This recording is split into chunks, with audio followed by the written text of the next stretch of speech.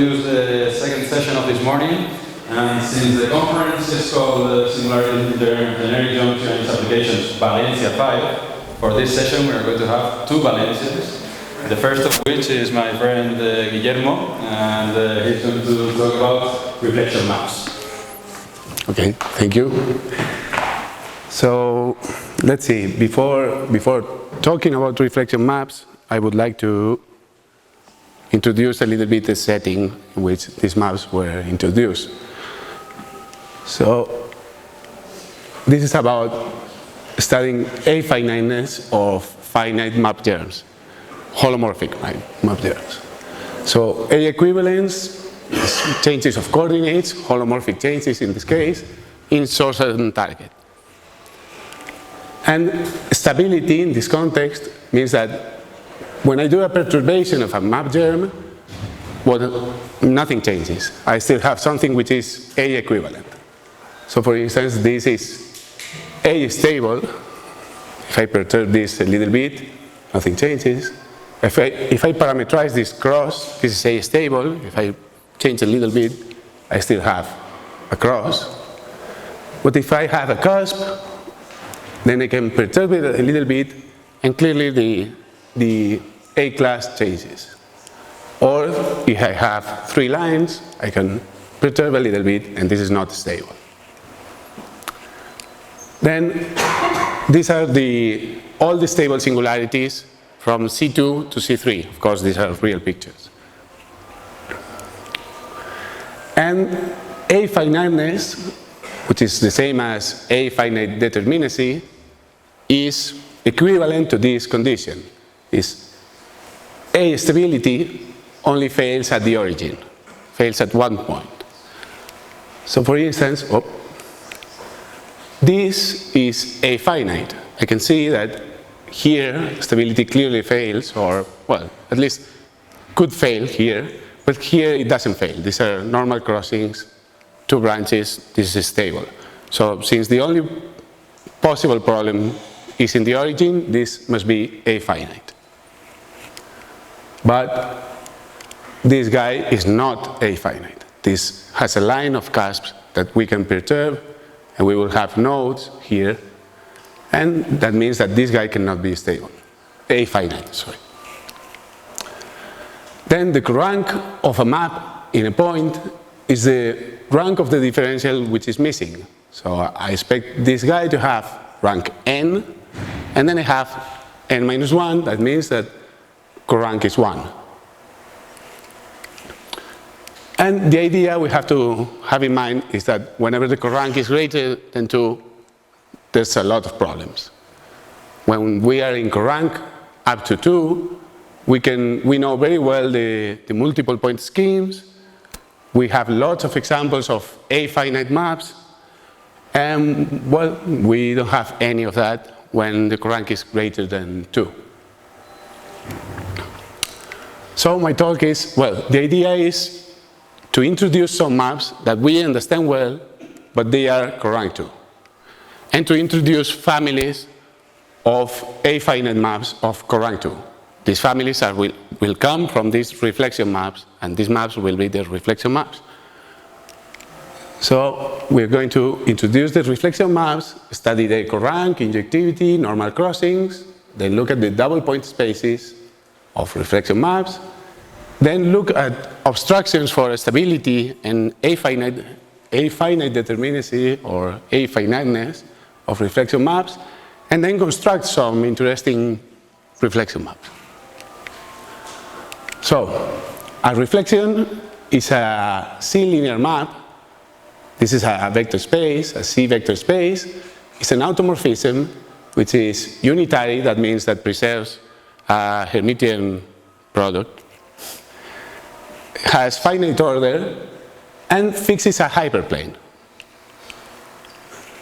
So in the reals, the only reflections are this. You put your hyperplane here, and then your point is here and goes to the other side. This is a real reflection. But in the complex, you have more.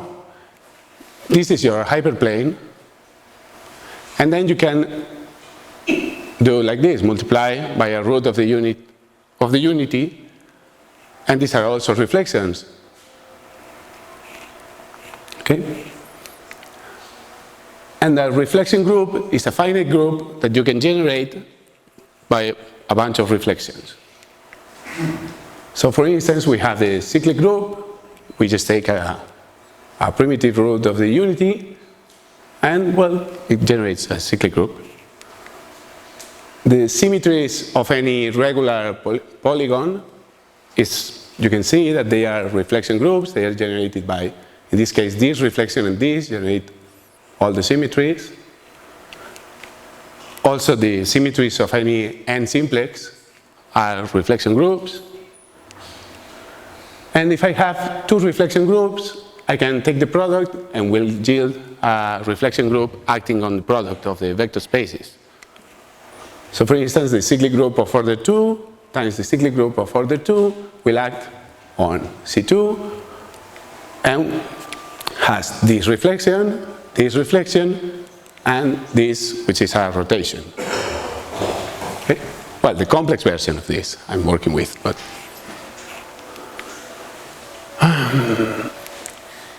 then there's this classification of all simple reflection groups. Simple means you cannot express it as a product of proper subgroups which are reflection groups. There's one family, which is this family G, M, and P, that includes these examples I said before, and also, for instance, the symmetries of the Platonic solids are included here, I think. And then there's 34 more groups, the sporadic groups, which are also reflection groups. Okay, the good thing about reflection groups is that whenever I have a reflection group, this defines an orbit map. The orbit map is a map from CP, CP is where the group is acting, and it goes to CP. And what it does is it glues all the orbit. So if I look at the point, and I look at the points which are mapped to the same place, that's exactly the orbit. So for example, this known as the folded handkerchief is this guy. If I take the cyclic group, the orbit map of the cyclic group is this, x maps to x squared. If I take the product, I just take this here. And the folded handkerchief does that, takes these 4 points to this 1 point. You can look at this. This is a bit taco style, no? This is very Mexican, no? Then a reflection map is a composite of this form. You take the orbit map, well, you take an embedding, and then you take the orbit map of some reflection group you have. Okay? So for instance, let's produce the cusp as a reflection map. I start with this embedding, and then I put a reflection, a hyperplane. I'm going to take a reflection of order 2 here, so the orbit map is going to be this. And I take the composition, this was t cubed, this is x squared y, I compose, I get t cubed, t squared, t cubed, the cusp. You see that, no? This part was reflected here, and this is exactly that. Or I can start with this, t squared t, and then place here a hyperplane and use a reflection of order 3. The orbit map would be x, y, 3, and we again have the cusp.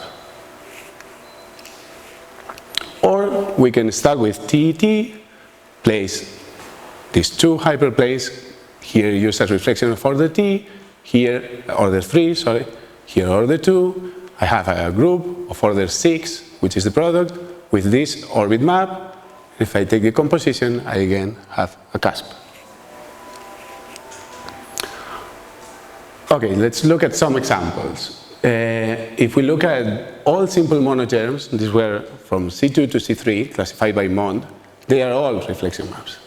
There's these families, which are all folds. Fold maps means that we are using the cyclic of order 2, and we get something like this. We do x, y maps to x, y, and this thing. And then we take the composition with the orbit map of the fold, and that produces a square here. And then there's the other family, the HK, which are the same thing using reflections of order 3. Well, the good thing about these guys is that we understand very well the orbit map. And we understand it via these hyperplanes and facets. So this A is the union of all hyperplanes, and it's called the arrangement of hyperplanes of the group. And that induces a partition into facets. Facets, this is one example. If these were the hyperplanes, I will have this facet, this one, which is the ones which are in one hyperplane and not in the other, then this one, same thing, and then the only point which is in the intersection of the hyperplanes. And what happens is that these are the essential properties for us to be able to understand reflection maps. Whenever I have a facet, there's an element of the group such that the closure of the facet, well, I write this because this facet, if you take the span of a facet, it's exactly the same thing as the closure. So this closure of a facet is the fix of our element. For this guy, or for this guy, the closure is the whole space, which is the fix of the identity. For this guy, the closure is this axis, which is the fix of this reflection. Same here for this guy. And for this guy, the closure is itself, and this is exactly the fix of this rotation we had before. So this is a very important property relating the facets with the behavior of the orbit map. Yes. Then another nice thing is that if we look at the point on a facet, then the kernel of the differential of the orbit map at that point is the normal to the facet. That we understand what it means. No? The normal is always the same at every point of the facet. So I just wrote this. So if I look at the point here, the normal here should be 0. That means that here the orbit map is locally a diffeomorphism. Here the normal is this direction, and that means that the orbit map is corank 1 here and loses rank exactly in this direction. Same here, and here the normal is the whole space, so the orbit map has rank 0 there. And then there's Steinberg fixed point theorem that says that if I'm looking at the point in a facet, then the pointwise stabilizer of the group at this point, these are the elements of the group fixing X, is the same as the pointwise stabilizer of the facet, the elements of the group that fix every point in C, and it's precisely the reflection group generated by the reflections whose hyperplanes contain C. So this is saying that the group acts more or less the same on facets. These are the essential properties we need to work with these reflection maps. So let's look at these properties of reflection maps, corank, and injectivity, and so on. Well, the corank of a reflection map depends on how H crosses the facets. That's obvious because we said that we control the differential of the orbit map. So a corollary of the fact that we control this thing on the facet is that if our point H is the embedding, if H of X lies in some facet, then the kernel of the differential of the reflection map is the preimage of the orthogonal. So that means that since we here crossed orthogonally, we get something that is not diffeomorphic locally, but here we crossed non-orthogonally and we got this. Here we don't lose rank at any point. That controls the corank. That was corank. Injectivity. Well, when injectivity fails, when I have an element such that if I look at Y is the image of the embedding, if I look at Y and then I look at the translate and look where they cross, if they cross away from the fix of G, then this is going to produce a double point, a strict double point. So in this case, nothing happened. There were no strict double points precisely because the translate crossed exactly at fix of G. But here, the crossing happened away from fix of G, and this is why we have this double point. So this condition controls the injectivity of reflection maps. And this is very nice because we don't need to know the orbit map. This is a good thing. I don't know orbit maps at all. I know just the orbit map of the cyclic group, and I did a paper with this. And it's because you don't need to know the orbit map. This was controlled, sorry, I'm going forward. Corank was controlled without knowing the orbit map, just knowing the facets, which is knowing the group, not the orbit map. And injectivity is controlled by knowing the facets, not necessarily the orbit map. Okay, from this, just looking at dimensions of these guys and what they have to do to produce something of some corank, we get that reflection maps satisfy this conjecture, which is an extension of a conjecture by Le. Le said that there were no corank 2 injective maps from C2 to C3. If the corank is 2, the guy is not injective from C2 to C3. What I say is that it seems that there's no injective germs from Cn to Cp that have corank greater than P minus n. I don't know, it's my conjecture. And it holds for reflection maps. You can prove that just looking at dimensions of these guys, looking at what we saw for injectivity and corank. Okay, now we want to look at normal crossings. Normal crossings is this condition here, which is better like this. No? This has normal crossings. This doesn't have normal crossings. This has normal crossings. And this has normal crossings. Normal crossings, you have to look at different points mapped to the same point. Here, it's quite evident that this guy has normal crossings here. The problem seems to be here, but there's no problem. There are no different points being mapped here. So this guy is not stable, but has normal crossings. Okay, so something weird that happens when we're looking at reflection maps is that if my embedding parameterizes these two branches, then I will get something like this, and normal crossings fail here.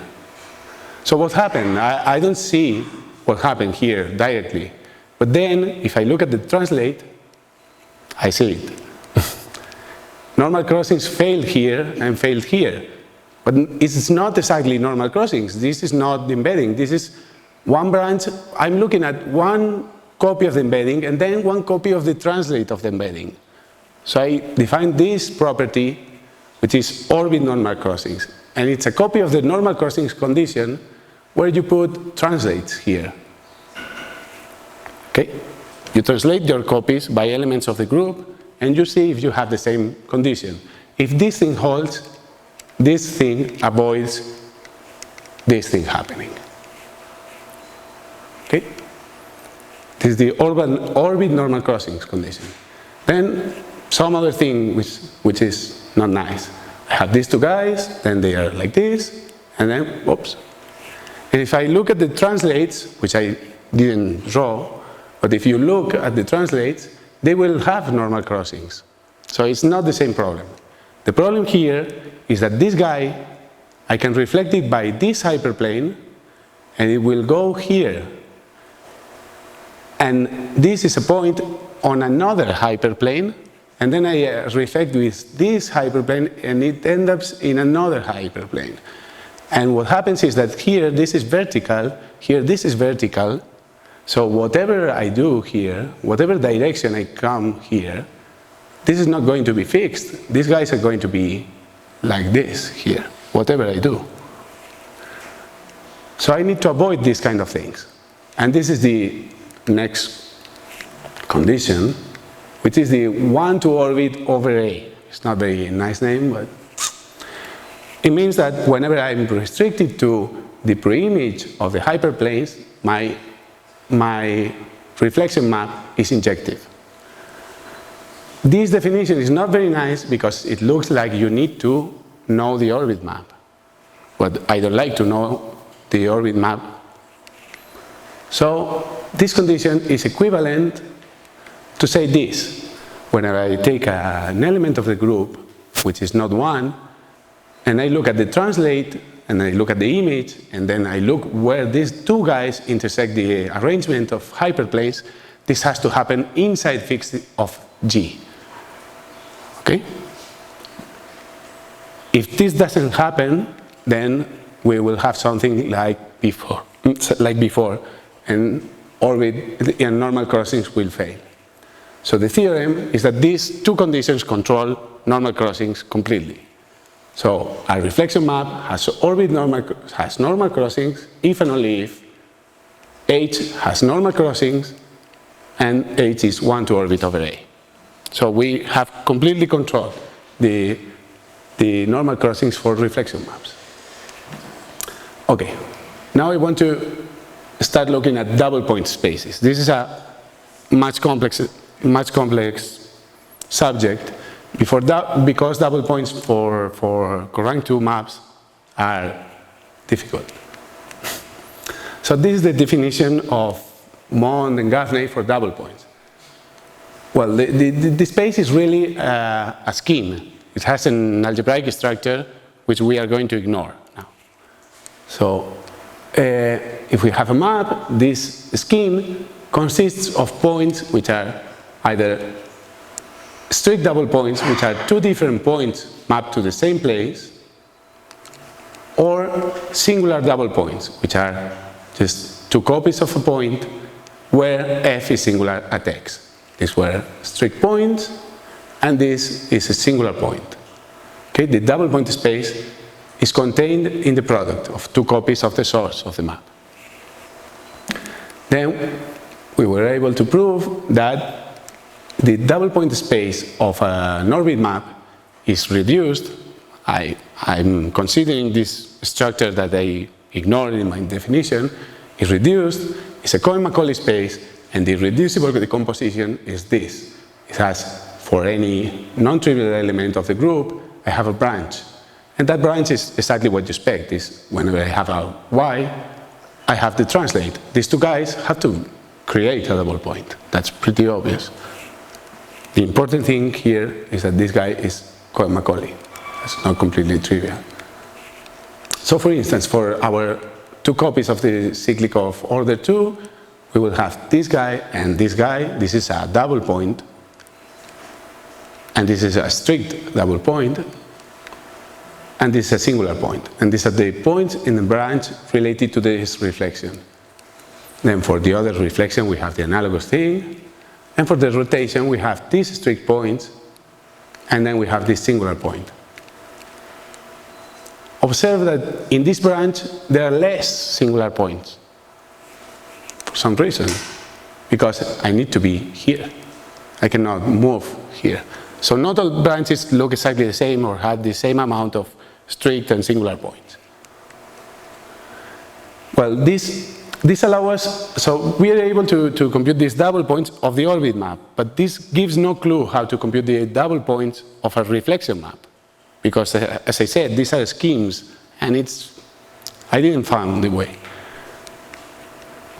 So we need to introduce modified double points. Modified double points, well, you will see. We define for any space, we say that B2 of x is the blow-up of the product along the diagonal.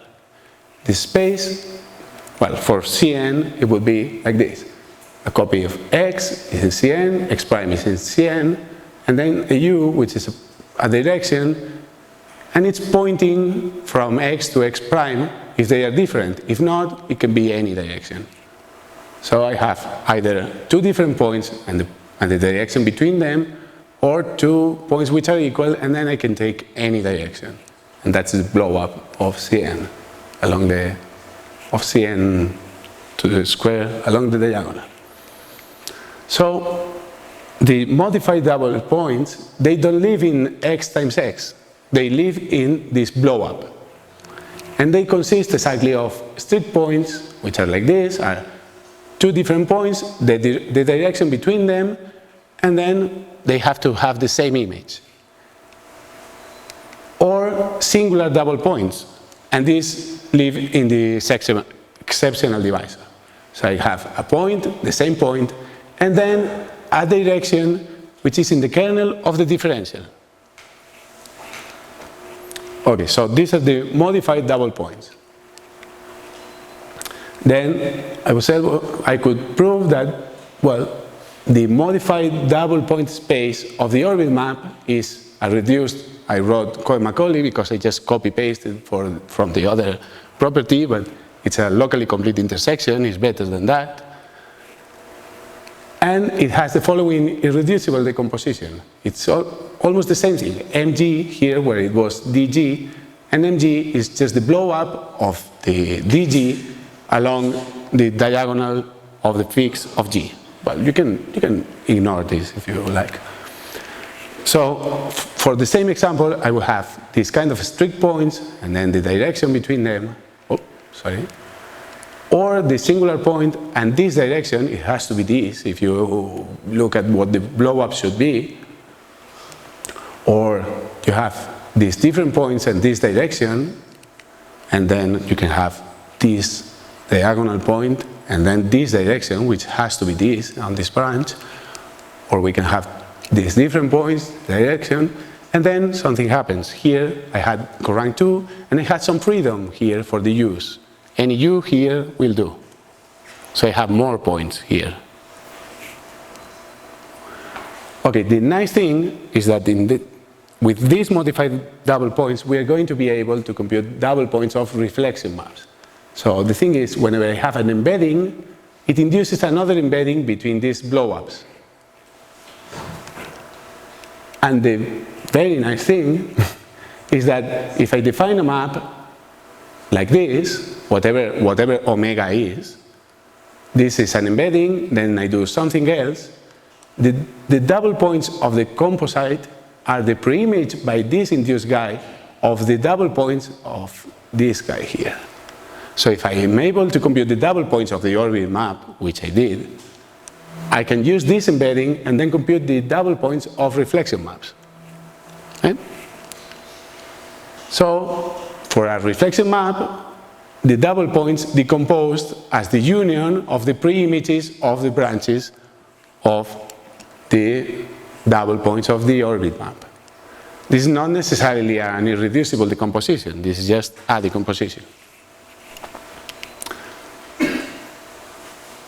Okay, so now we want to look at obstructions for a reflection map to be stable or A-finite. Well, this is the problematic set where problems live. Singular set of the double points of the orbit map. We know very well who this guy is. This is a union of some blow-ups, and all these blow-ups are smooth. And so this is the intersection of these branches. The union of intersections of pairs of these branches. This is the singular set. So we know very well who this guy is without knowing who the orbit map is. The thing is that we can see that whenever I have two planes and I take a point in the intersection of two planes, and then I take a direction which is orthogonal to any of the hyperplanes, this is one of the points in this set. And also, whenever I have a hyperplane with a reflection of order at least 3, then I can take also a diagonal point here and any orthogonal direction. So the problems lie at least at the intersection of different hyperplanes and also at hyperplanes whose reflections are of order at least 3. You can think that there are two reflections and there are two hyperplanes here really. So from this we are going to obtain our obstructions.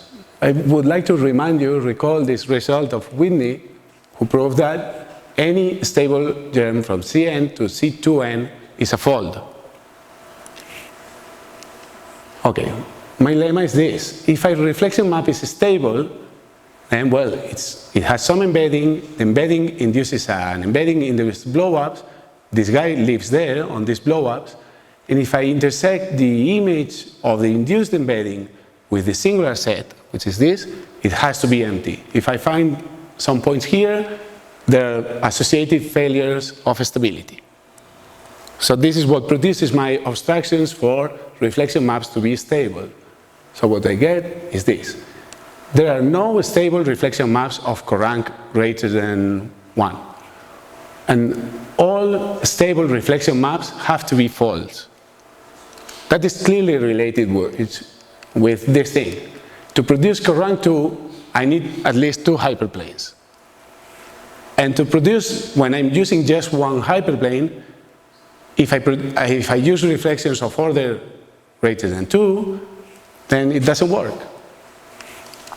Okay?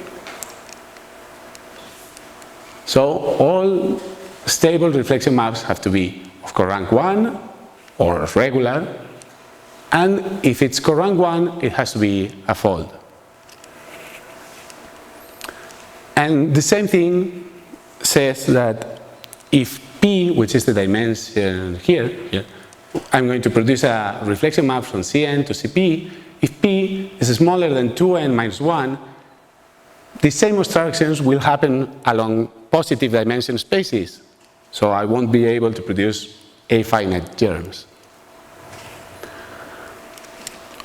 So for P smaller than 2n minus 1, there are no A-finite germs of reflection maps, of corank 2 at least, and the ones which are A-finite have to be false. So this means that what I'm interested in, which is A-finite corank 2 maps or high corank maps, I can only work where P is at least 2n minus 1. So I'm going to construct maps where it makes sense. So what I proved, now I'm going to focus on the case of Cn to C2n. What time is it? So in the case from Cn to C2n, the following are equivalent. A map is A-finite if and only if away from the fiber of the origin, you can imagine that this, a reflection map. Away from the fiber of the origin, because this space lives in some blow-up, so I don't talk about the origin, I talk about the fiber of the origin. All what they have are disjoint reduced curves. Okay? So I want to take this and apply it to this kind of embeddings and groups. I'm going to take a point and map it to x, h, x, where h is a matrix. I'm going to just multiply by a matrix. And then I'm going to use a cyclic group in any of the coordinates here. So I will end up with something like this. x1 to the power m1, xn to the power mn, the first coordinate of h, x to the power I1, and so on. Okay? So this is a lemma. Let's see. I need to take a look at all these guys for this setting. And they have to be disjoint. So this lemma is just doing this computation. What I need is, if I fix these m's and r's, and I assume that my matrix satisfies these conditions, which is C1 is all submatrices of H have to have maximal rank. So for instance, I cannot have a zero entry because I take the submatrix which is this entry and, well, this fails. And C2 is complicated. If I take any C1, Cn, eta 1, eta n, which are roots of the unity of this power, well, exactly this. They can be 1. What I need is that if I take the m power, it yields a 1. If I take some numbers satisfying this, such that if I take my matrix and in any position I place this number and multiply by the position, then the determinant is 0.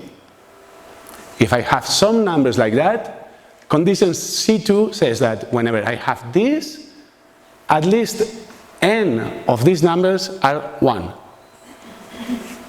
Well, it's a condition, it's a definition. Then this is exactly the condition that gives you an A-finite map when you do this. Okay?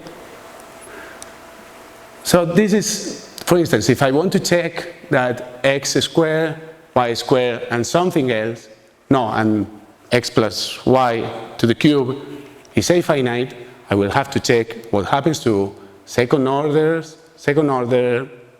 roots, look at all the combinations and see whenever my determinant is 0, yes, there was at least 2 ones. That Mathematica does in nothing, in a second. It's very easy to check specific examples. But I want to produce families, so I want to have arbitrary or at least a lot of m's and r's. And this is the surprising lemma. If this m1, mn, r1, rn are pairwise coprime, that means that any combination, this is coprime with this is coprime with this, anything is coprime. The entries of the matrix H are real, and H satisfies C1, which is just that these matrices of H are all of maximal rank, then it satisfies C2 automatically. It's a bit mysterious, but it's true, I prove it. Then, well, this is the corollary. If I take coprime numbers, the entries of H are real, and the submatrices of H have maximal rank, then this guy is A-finite. For example, xm, R1, well, I'm assuming that these guys are coprime, M1 and R1. Or this, and you just have to take the matrix 1, 1, 1, minus 1, check that these numbers I used are real, and compute all the submatrices of H, and compute the determinants.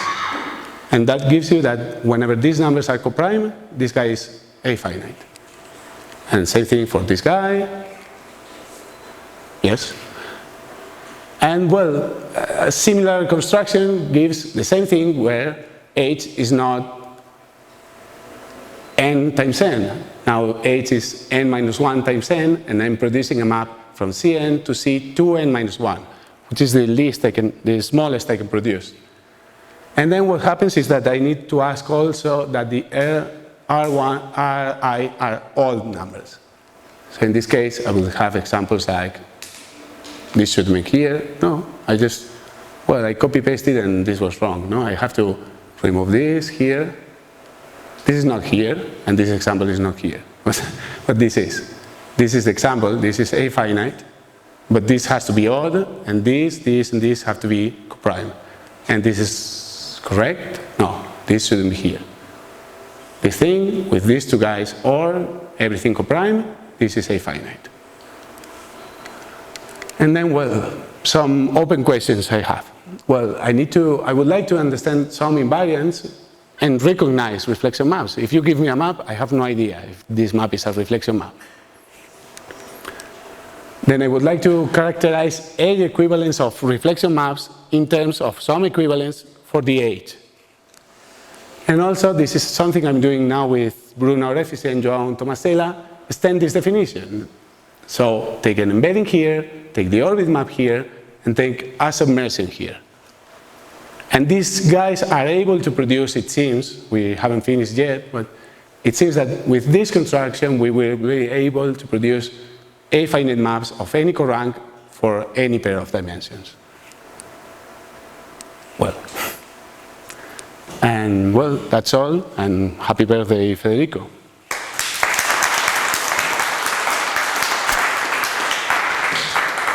Questions, comments?